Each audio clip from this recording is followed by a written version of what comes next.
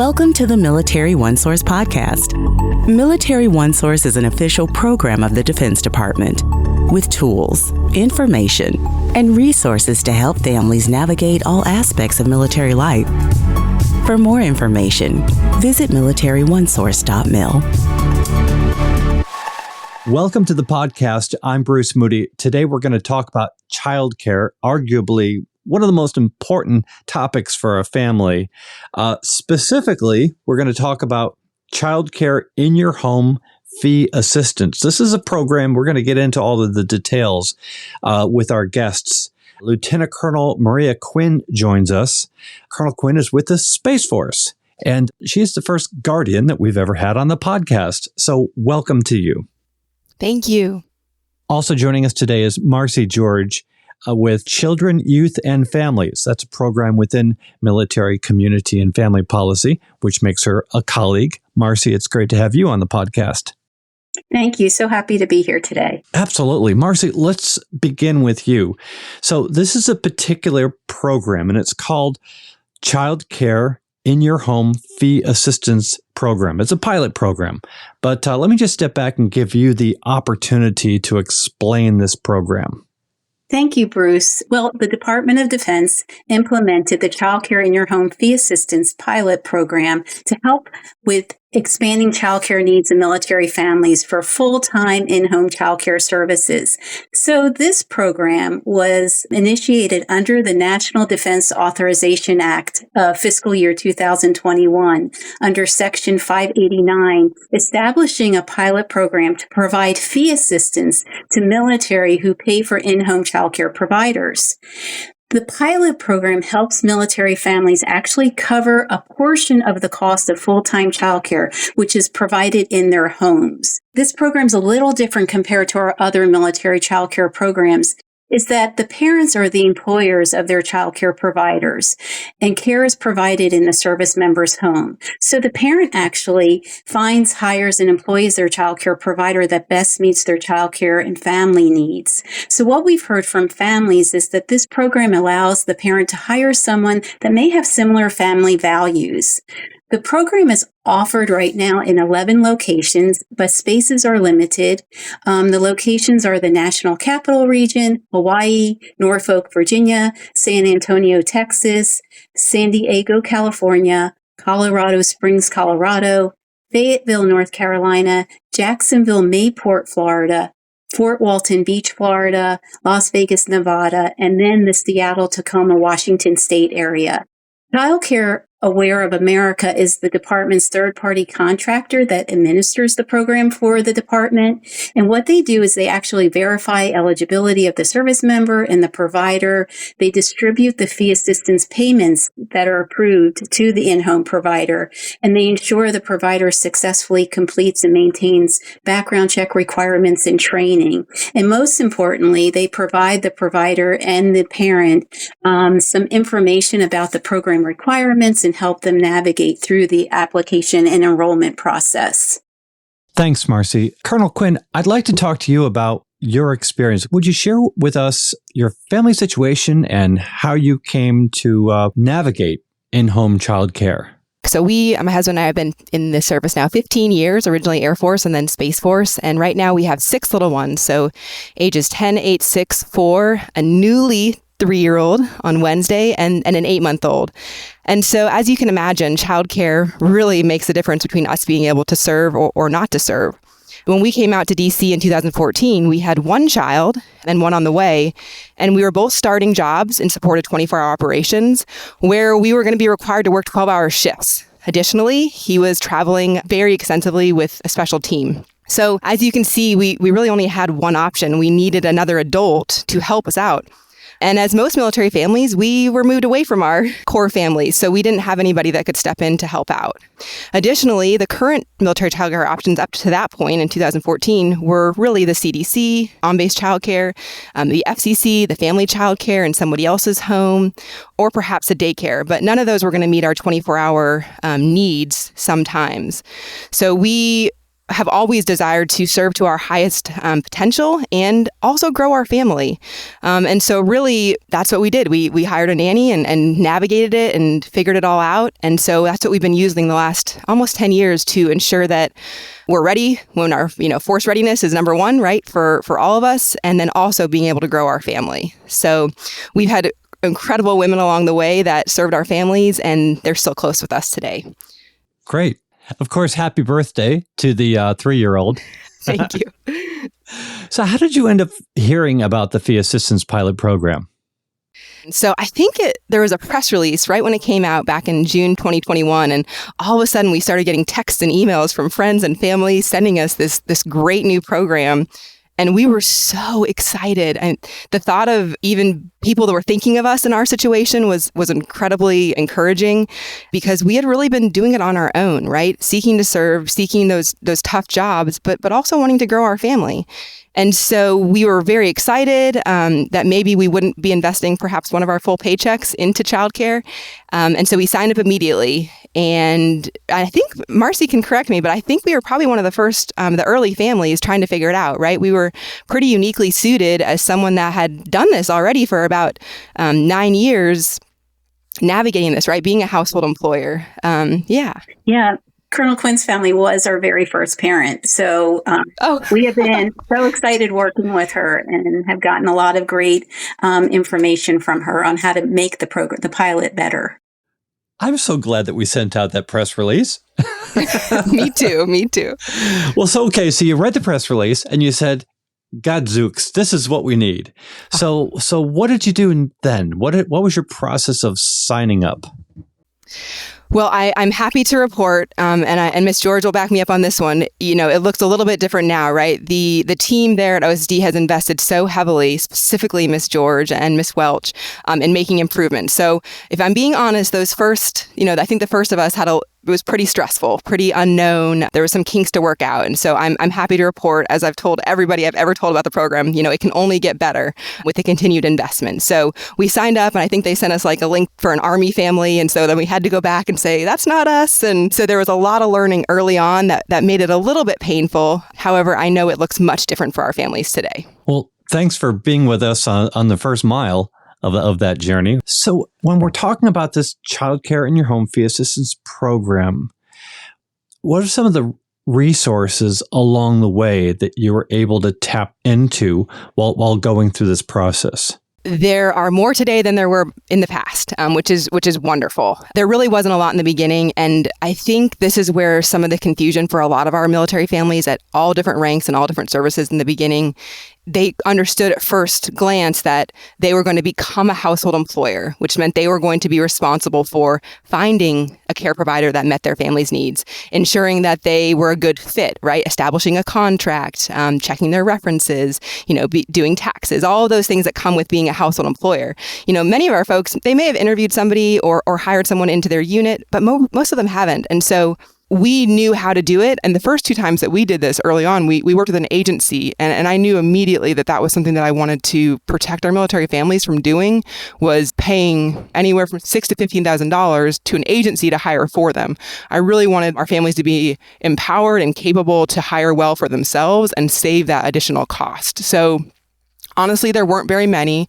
I did call out to Military OneSource one time to make sure in their financial, right, in their tax area, because it was pretty complicated in the beginning, and they were really competent. So really, it was just going back to the CCA team and then Miss George's team to ask those questions.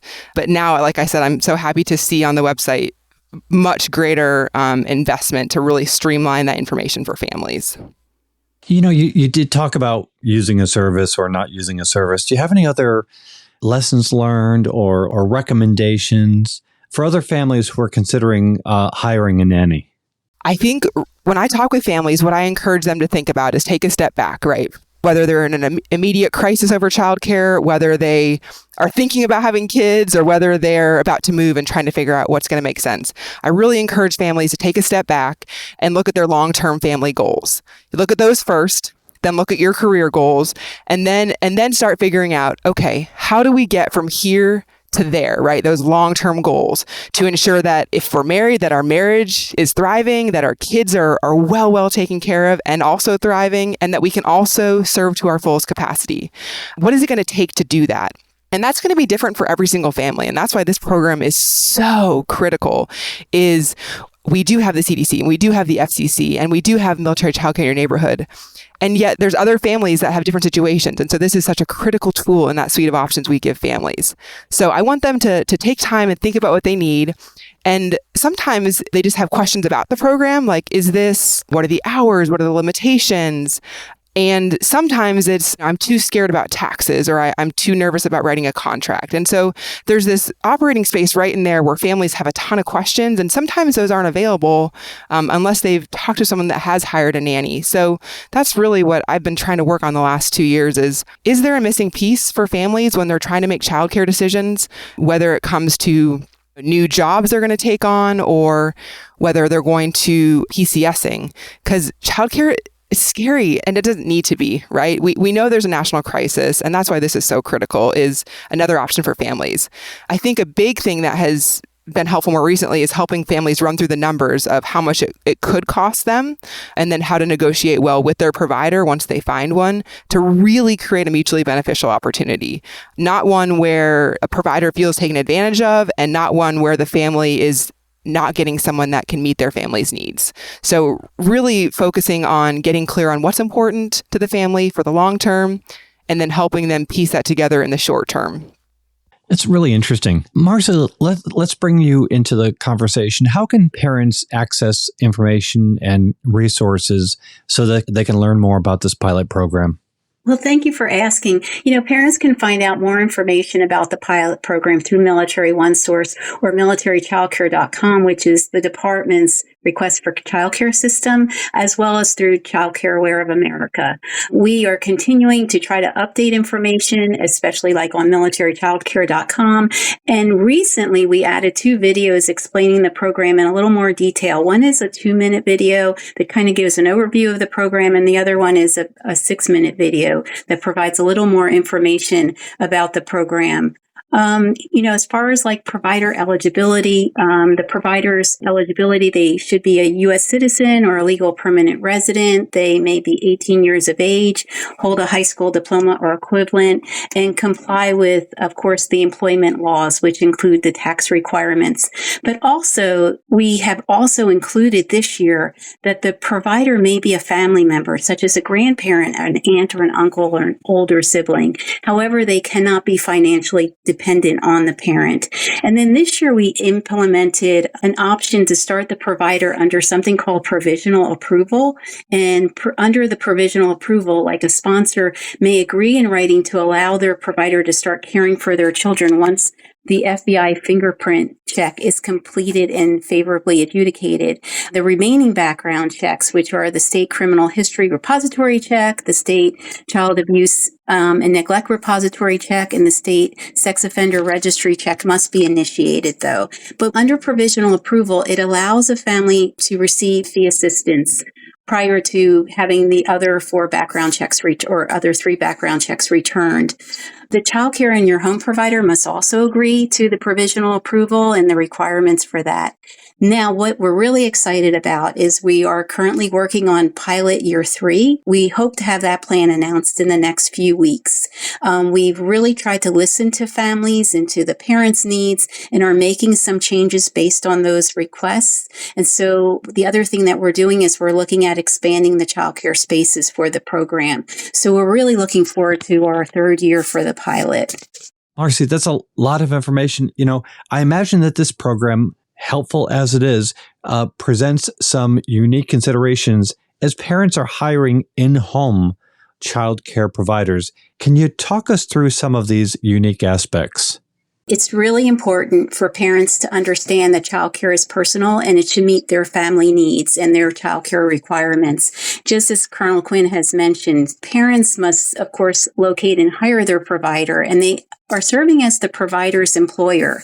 And serving as an employer has tax implications, and most families are not tax experts when hiring their childcare provider. So it's kind of important for them to find out what's required through the IRS in the state where the family resides, because we're finding that employer taxes are different from location to location.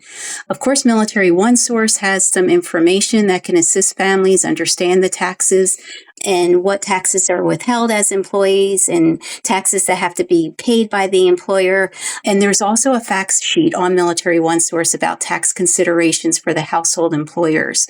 And as Colonel Quinn mentioned, it's also important to establish that written provider agreement, because the parent is actually working with the provider and negotiating what is needed for their child care arrangement. So a written agreement is really important to outline the hours of services, where child care is going to take place in the home, and what is expected by the parent for that provider.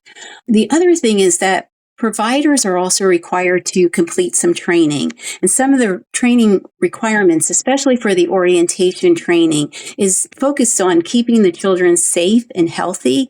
Our orientation training requirements are infant child CPR certification, first aid certification, child abuse prevention training, and identifying child abuse, and also safe sleep requirements for, especially when you're caring for an infant. And then, as I mentioned a little earlier, the providers must successfully complete the minimum background check requirements, and they're very similar to our child and youth programs on the installations. And they include the fingerprint-based FBI criminal history background check, the state criminal history repository check, the state child abuse and neglect repository check, and the state and national sex offender registry check. Child Care Aware of America actually provides support on how to complete the background checks by providing some information for their local, state, and regional areas for our locations. And then they also work really closely to make sure that the background checks are reviewed and adjudicated. And they even help the providers with their training and making sure that they're completing their training. Marci, this is a lot of really great information. Maybe what we should do, so we have a bunch of resources we're going to put in the program notes. Maybe generally talk to them. I'm really interested in kind of talking to people who are just wondering, what is that first step? And maybe that step is just calling Military OneSource and getting help through Military OneSource. So talk about that resource and just touch on some of the other resources that we're putting in the program notes. Yeah, what we're trying to do, Bruce, is ensure that these websites, because we have really 3 websites. So we're trying to start to connect everything, whether it's Military OneSource. If there's a link, we can attach that link to militarychildcare.com, as well as through Child Care Aware of America. Families really have to request childcare through militarychildcare.com, and that's their first step, really. So when they go on to militarychildcare.com, they can look for the Child Care in Your Home program. And there's some frequently asked questions and some information about the program there, as well as links to take them to Military OneSource and to Child Care Aware of America. So that would be a really good place for families to start. You know, as we wrap up this conversation, I guess I just want to invite final thoughts about the program, about the ability to have in-home child care. Colonel Quinn, let's start with you. Thank you. Yes, as we mentioned earlier, right, childcare is infrastructure. So just like Senator Warren said recently, and so it's not really a nice to have, it's a necessity. And so I loved what Ms. George said earlier with saying, yeah, childcare is personal, and we as the DoD are wanting to ensure that there's options for families. So what I really wanted to talk about in the last 2 years is in meeting with families as they're trying to figure this out is there's an opportunity here for families to be able to ask more questions when they need it and to receive that education when they need it. And sometimes they just want to talk to someone that's done it before. So you said my name earlier, and I welcome questions, on my official email if families are interested, because sometimes you just need to talk to someone to make sure you're not alone. I know we felt so alone early on in the process. And as the team continues to grow, there's more and more options. So happy to serve in whatever way possible as families, figure out ways to serve their best while also growing the family they love. Thank you for that. Thank you especially for, you're the third person in the space of a couple of weeks to refer childcare as part of infrastructure. And it really is so true. And on that note, Marci, I just welcome your final thoughts on this topic. Well, thank you. Yeah, childcare is very important. And like we said, it's personal. There are so many things that when it comes to childcare, just meeting the family's needs and the child's needs. And so, this is just one of the childcare options. We feel it's an important option for families. It's meeting a different need for our military families. And so we're happy that we're able to offer this pilot program. We're learning every day. I learn something new so often that we can make improvements to better the program. And so we're kind of fortunate that it's a pilot program because we can make those changes and meet families' needs. And so we're just looking forward to our next couple of years as we run the pilot. We've been so fortunate with Colonel Quinn as a parent who's been very honest with us and straightforward. And we've taken some of her ideas and we try to run with them. And we also are trying to listen to what our parents' needs are to meet their needs. So we're very excited about this pilot as well as moving forward with our other childcare programs. We didn't say it yet, but Miss George, I think you would agree with me. This is one tool in the suite of options. This is not the right solution for every single family. And so that's kind of that operating space of, okay, does this make sense for us? Can we afford it? Is this what we need right now? That's some of those things where this childcare can be an investment, right? It can be pretty expensive. And an in-home provider is on average more expensive than our FCCs or our CDCs or daycares. So for some folks, this is going to make all the difference, right? If they can navigate that fee assistance and be able to afford it, but it is not for everybody. And so sometimes we just can help them figure that piece of it out too. Does it make sense for them or not? Yes. And Colonel Quinn, that is just a very good point because we have other options for our families, whether it's, like you said, the center-based programs for our child development centers, or school age care programs, or family child care, which is a provider, you're bringing your child to a provider's home, or it's military child care in your neighborhood. So there are a lot of options for our families, but this is just another option for families to decide is what's best for them when it comes to child care. Absolutely. And we'll close on that note. Marci George is with Children, Youth, and Families, a program within the Office of Military, Community, and Family Policy. So also a colleague. And Lieutenant Colonel Maria Quinn is with the Space Force. And again, our first Guardian on the podcast, and we hope to have you back, ma'am, and many more of your Guardian colleagues as well. So thank you very much to the both of you. Thank you, sir. Thank you. Want to remind everybody that Military OneSource is an official resource of the Defense Department. We'd love to hear from you. There's a link in the program notes. Go ahead and send us a comment, a question, maybe an idea for a future episode. And be sure to subscribe to this podcast wherever you listen to your podcasts, because we cover a wide range of topics to help military families navigate military life. I'm Bruce Moody. Thank you for listening. Take care. Bye-bye.